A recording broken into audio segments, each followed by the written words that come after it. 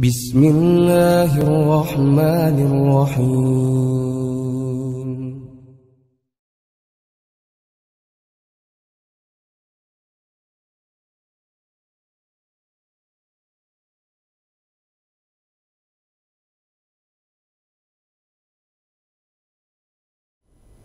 Innal hamdalillah nahmaduhu wa nasta'inuhu wa nastaghfiruh wa na'udzu billahi min syururi anfusina wa min sayyiati a'malina may yahdihillahu fala mudhillalah wa may yudlil fala hadiyalah. Ashhadu an la ilaha illallah wa ashhadu anna Muhammadan abduhu wa rasuluhu, amma ba'du. Para pecinta kajian online PC Balendah yang dirahmati oleh Allah Subhanahu wa taala, tidak ada ucapan yang pantas untuk kita ungkapkan melainkan ucapan alhamdulillahirabbil alamin. Segala puji bagi Allah, Tuhan semesta alam. Karena hanya Dialah yang senantiasa mencurahkan, menganugerahkan kepada kita semua berbagai macam kenikmatan, baik nikmat yang zahir ataupun yang batin, nikmat yang lalu ataupun yang baru. Semua itu patut kita syukuri. Mudah-mudahan kita termasuk kepada hamba Allah yang pandai bersyukur. Amin ya rabbal alamin. Pemirsa, pecinta kajian online PC Balendah, alhamdulillah kita bisa melanjutkan kembali kajian kita berkaitan dengan ayat-ayat yang didahului oleh ungkapan ya ayyuhalladzina amanu. Pada kesempatan yang berbahagia ini, saya akan menjelaskan sebagaimana pembahasan sebelumnya, bahwasanya Allah Subhanahu wa taala mengatakan, inna min ajwajikum wa auladikum aduwwal lakum. Sesungguhnya di antara istri-istrimu dan anak-anakmu ada yang menjadi musuh bagimu. Maka di sini dijelaskan apa yang dimaksud dengan musuh. Yang dimaksud musuh di sini adalah bukan musuh secara zat.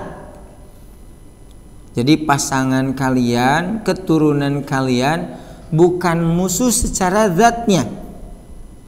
Tetapi yang dimaksud musuh itu adalah perbuatannya. Jadi bukan orangnya, tetapi perbuatan dari pasangan dan keturunan. Oleh karena itu, dalam sebuah kitab tafsir, Al-Qurtubi mengatakan, fa'idha fa'ala zawju wal waladu fi'lal adui. Apabila pasangan dan keturunan melakukan perbuatan musuh, kana aduan, maka dia itu sebagai musuh. Dari segi apa? Dari segi perbuatannya. Bukan musuh secara bisaifi. Jadi permusuhan di sini, mereka melakukan permusuhan bagimu, bukanlah permusuhan dengan pedang dan pukulan. Yang dimaksud musuh di sini, pasangan kalian, keturunan kalian, di antaranya ada yang menjadi musuh. Bukan musuh secara hakiki, bukan musuh secara zat, tetapi musuh dari segi perilakunya. Oleh karena itu di sini ada sebuah hadis. Hadis ini ada pada Al-Mustadrak al-Sahihain karangan Al-Hakim. Anil Aswad bin Khalafin radhiyallahu an, dari Aswad bin Khalaf, anna Nabiya sallallahu alaihi wasallam, Nabi sallallahu alaihi wasallam membawa Husain akhoda Husainan. Jadi Nabi mengatakan beliau itu mengambil Husain, membawa Husain. Faqabbalahu, lalu beliau menciumnya. Nah, setelah mencium, summa aqbala alaihim, kemudian beliau menghadap kepada mereka para sahabat. Faqala, lalu bersabda, innal walada, sesungguhnya anak itu mabkhalatun penyebab bakhil, majbanatun penyebab ketakutan, majhalatun penyebab kebodohan, mahzanatun penyebab kesedihan. Jadi sebelum pasangan itu memiliki keturunan, maka dia adalah mereka berdua adalah orang yang ahli sedekah. Mereka berdua adalah orang yang tanpa takut ketika berjihad di jalan Allah. Demikian pula mereka berdua sebelum memiliki keturunan, mereka adalah orang yang rajin untuk mencari ilmu. Demikian pula mereka berdua sebelum memiliki keturunan, mahzanatun, sebelumnya itu tidak memiliki sebab akan menyebabkan kesedihan, tapi bisa menjadi kemungkinan ketika memiliki keturunan yang tadinya dia itu ahli sedekah menjadi mabkhalatun, menjadi bakhil, karena yang diutamakan adalah keturunannya. Demikian pula yang biasanya mereka berdua suami istri itu adalah orang yang kuat, orang yang tangguh, tapi ketika memiliki keturunan bisa menjadi sebab akan banyak ketakutan.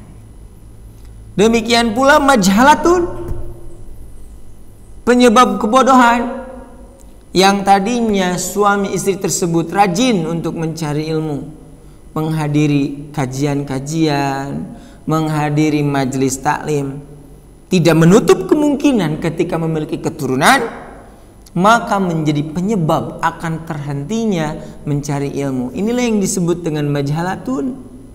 Na'udzubillahi min dzalik. Mahzanatun, penyebab kesedihan. Jadi bisa jadi dengan banyaknya memiliki keturunan akan banyak yang namanya kesedihan. Tetapi ini tidak memastikan, tidak memastikan apakah keturunan itu bisa jadi pasti akan menjadi penyebab bakhil. Belum tentu. Apakah pasti menjadi penyebab banyak ketakutan, menjadi penyebab kebodohan dan kesedihan? Pastikah? Tentu saja tergantung kepada yang memiliki keturunan tersebut. Oleh karena itu Al-Quran, demikian pula Al-Hadis memberikan arahan, hei hati-hati, hei hati-hati, harus memperhatikan akan firman Allah Ta'ala. Demikian pula sabda Nabi ketika memiliki pasangan akan seperti ini, seperti ini, seperti ini. Memiliki keturunan akan seperti ini, seperti ini, seperti ini. Maka pada saat itu orang akan hati-hati terhadap apa yang dia miliki berupa pasangan, demikian pula keturunan. Yang jelas hadirin yang dimuliakan oleh Allah Subhanahu wa taala, ini ada satu hadis di mana hadis ini diriwayatkan oleh Sunan An-Nasa'i. An-Nasa'i meriwayatkan an Sabrah bin Abi Faqih, dari Sabrah bin Abi Faqih, ia berkata, sami'tu Rasulullah sallallahu alaihi wasallam, aku mendengar Rasulullah sallallahu alaihi wasallam bersabda, inna syaitana qa'ada libni Adam bi'atrukihi, setan mengintai untuk menghalang-halangi anak Adam di seluruh jalannya. Masya Allah. Jadi setan itu tidak akan kehabisan cara untuk menghalang-halang anak Adam. Faqa'ada lahu bi tariqil Islam, ia menghalanginya di jalan Islam.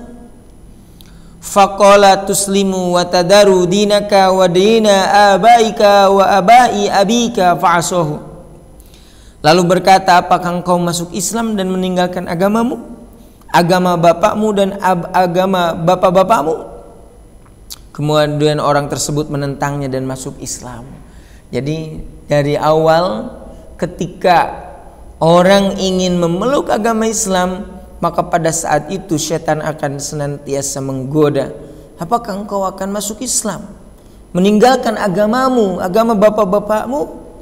Lalu orang ini yang masuk Islam itu menentangnya dan masuk Islam. Apakah sudah berhenti sampai sana akan godaan setan? Kemudian fa aslama tsumma qa'ada lahu bi tariqil hijrah. Kemudian ia menghalangi di jalan hijrah. Faqala tuhajiru wa tada'u ardaka wa sama'aka.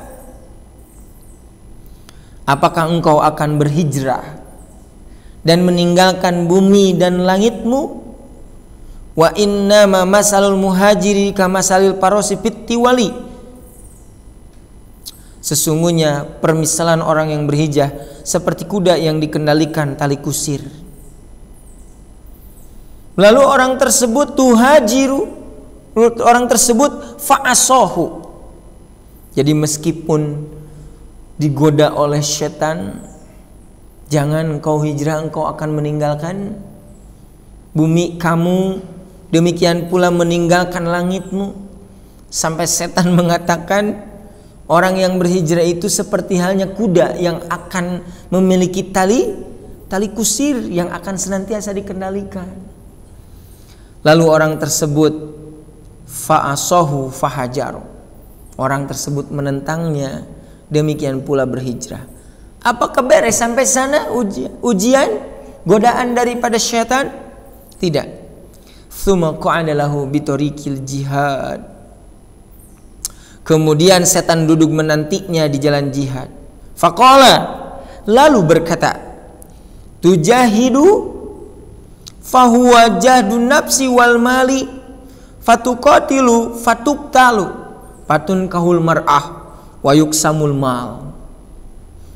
Maka dia setan akan menggoda dan menantinya di jalan jihad dan berkata, apakah engkau akan berjihad, yaitu berjuang dengan jiwa dan hartamu, lalu engkau berperang dan terbunuh, sehingga istrimu akan dinikahi orang lain dan hartamu akan dibagi-bagi. Aduh. Senantiasa lagi-lagi setan menghalang-halang untuk melaksanakan kebaikan. Faqala Rasulullah sallallahu alaihi wasallam, lalu orang tersebut menentangnya dan ia pun berjihad. Rasulullah sallallahu alaihi wasallam bersabda, "Faman fa'ala dzalika." Barang siapa yang melakukan hal tersebut, kana haqqan 'alallah azza wa jalla ayyudhilahul jannah, maka menjadi hak atas Allah azza wa jalla untuk memasukkannya ke surga. Maksudnya apa? Ketika orang tersebut menentang akan godaan syaitan, lalu dia itu mampu menghindari akan godaan syaitan, maka orang tersebut merupakan hak atas Allah untuk memasukkannya ke surga. Waman kutila, dan barang siapa yang terbunuh, kana haqqan 'alallahi azza wa jalla ayyudhilahul jannah. Masya Allah. Dan barang siapa yang terbunuh, maka menjadi hak atas Allah azza wa jalla untuk memasukkannya ke surga. Ditakdirkan mati, maka orang tersebut akan pasti masuk surga. Demikian pula wa in guriko kana haqqan 'alallahi ayyudhilahul jannah, dan jika ia tenggelam maka menjadi hak atas Allah untuk memasukkannya ke surga. Au qassathu dabatuhu, atau ia dijatuhkan oleh kendaraannya, maka hak atas Allah ayyudhilahul jannah. Segala sesuatu yang dia itu memperjuangkan akan kalimat Allah Subhanahu wa taala untuk senantiasa berada dalam ketaatan kepada Allah Subhanahu wa taala, tentu saja banyak rintangan. Siapa yang melewati rintangan tersebut, maka Allah Subhanahu wa taala menjanjikan surga di setiap musibah, di setiap pengorbanannya. Apabila orang tersebut selamat dalam melaksanakan jihad fisabilillahnya bukan hanya sekedar perang di jalan Allah Subhanahu wa taala, tetapi melaksanakan segala sesuatu ketaatan kepada Allah, maka itu yang dimaksud dengan jihad. Apabila orang tersebut melaksanakan dan menjauhi akan rintangan-rintangan dan godaan-godaan syaitan, Allah telah menyiapkan baginya surga. Ataukah belum melaksanakan ketaatannya, tetapi dia itu di jalan mendapatkan sesuatu yang tidak diinginkan, yaitu dia itu terbunuh atau mati. Kondisi matinya bisa jadi jatuh, bisa jadi tenggelam, atau ada orang yang merintangi, maka tetap Allah Subhanahu wa taala menyiapkan baginya itu al-jannah. Hadirin yang dimuliakan oleh Allah Subhanahu wa taala, barangkali ini adalah musuh yang sebenarnya. Jadi musuh yang hakiki adu mubin adalah asyaiton. Sedangkan pasangan demikian pula keturunan, apabila sama pekerjaannya seperti halnya asyaiton, maka dia juga itu disifati makna musuh. Ketika menghalang-halangi kita dalam melaksanakan ketaatan, ketika menghalang-halangi kita dalam melaksanakan jihad fisabilillah, siapa yang mampu merintanginya, siapa yang mampu melalui godaan-godaannya, maka Allah Subhanahu wa taala menyiapkan surga baginya.